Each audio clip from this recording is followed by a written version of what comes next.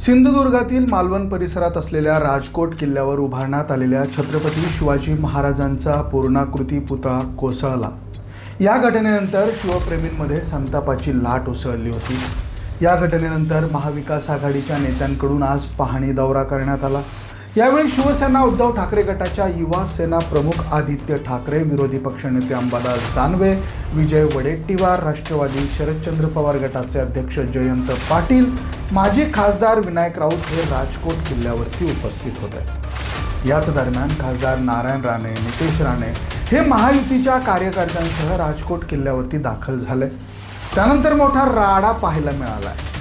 2 तासात राजकोट किल्ल्यावर काय काय घडलं हे सविस्तरपणे जाणून घेऊ।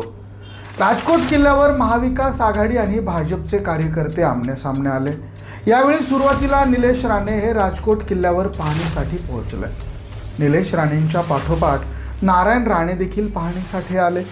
राजकोट किल्ल्यावर पोहोचले त्यानंतर नारायण राणेंकडून पाहणी सुरू असतानाच आदित्य ठाकरे देखील राजकोट किल्ल्यावरती दाखल झाले।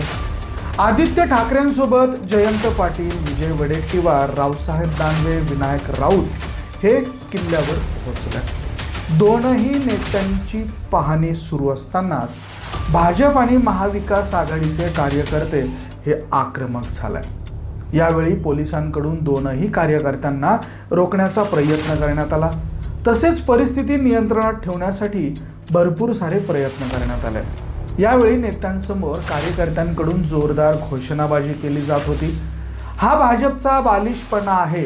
मी माझ्या कार्यकर्त्यांना या किल्ल्यात कोणतीही घटना घडता कामा नये असे स्पष्ट आदेश दिले आहेत असं आदित्य ठाकरे म्हणाले।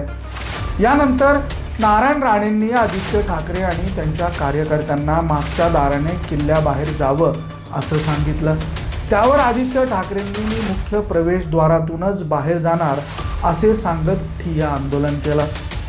यानंतर जयंत पाटील यांनी नारायण राणे आणि निलेश राणेंशी संवाद साधत मध्यस्थी करण्याचा प्रयत्न केला। त्यानंतर नारायण राणे यांनी महायुतीच्या कार्यकर्त्यांना मुख्य प्रवेशद्वारावरून 10 फूट जागा मोकळी करून द्यावी असं सांगितलं। त्यानुसार ही 10 फूट जागा मोकळी करण्यात आली। यानंतर पोलिसांनी आदित्य ठाकरेंशी संवाद साधला, 10 फूट जागा मोकळी केल्याचं सांगितलं। यानंतर तब्बल 2 तासांनी आदित्य ठाकरे आणि महाविकास आघाडीचे नेते राजकोट किल्ल्याच्या बाहेर पडले।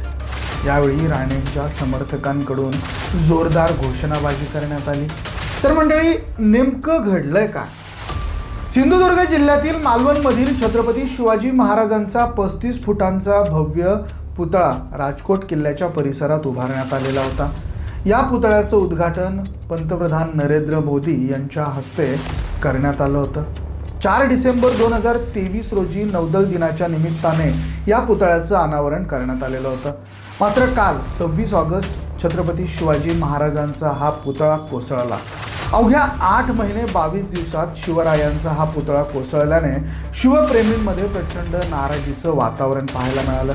आदित्य ठाकरे यांना उद्धव ठाकरे काय म्हणाले ते देखील बघा। तर राजकोट किल्ल्यावर आंदोलन सुरू आहे, त्या संदर्भात उद्धव ठाकरे यांनी माहिती घेतली। काय कसं चाललेलं आहे, कसं चालतंय त्याची विचारणा केली। त्या ठिकाणी किती भ्रष्टाचार झाला ते पाहून या म्हणजे भाजपचा भ्रष्टाचार देशाच्या समोर मांडता येईल।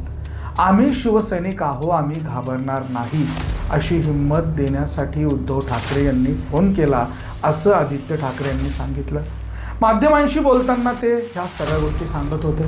पोलिसांनी आदित्य ठाकरे यांची सुरक्षा वाढवली.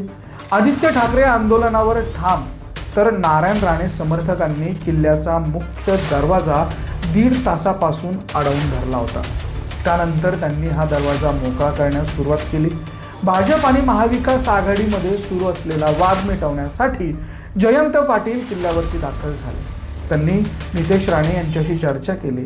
त्यानंतर त्यांनी वैभव नाईक आणि आदित्य ठाकरे यांच्याशी देखील चर्चा केली. दुसरीकडे आदित्य ठाकरे आंदोलनावरती ठाम आहेत. जोपर्यंत भाजप कार्यकर्ते किल्ल्यातून बाहेर पडणार नाही तोपर्यंत आमचं आंदोलन सुरूच राहणार असं आदित्य ठाकरे यांनी यावेळेस सांगितलं. राणे आणि त्यांचे समर्थक निघून गेल्यावर आम्ही जाऊ, त्या ठिकाणी आम्ही जाऊ असं आदित्य ठाकरे यांनी यावेळेस सांगितलं.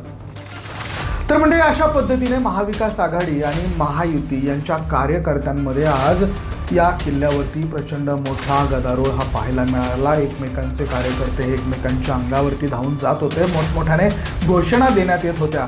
तर हा संपूर्ण प्रकार अशा पद्धतीने घडलेला आहे जो तुम्ही या दृश्यांच्या माध्यमातून पाहतच आहात. तर हा व्हिडिओ इथेच थांबूयात. अशाच व्हिडिओसाठी बघत राहा मराठी एक्सप्रेस. धन्यवाद.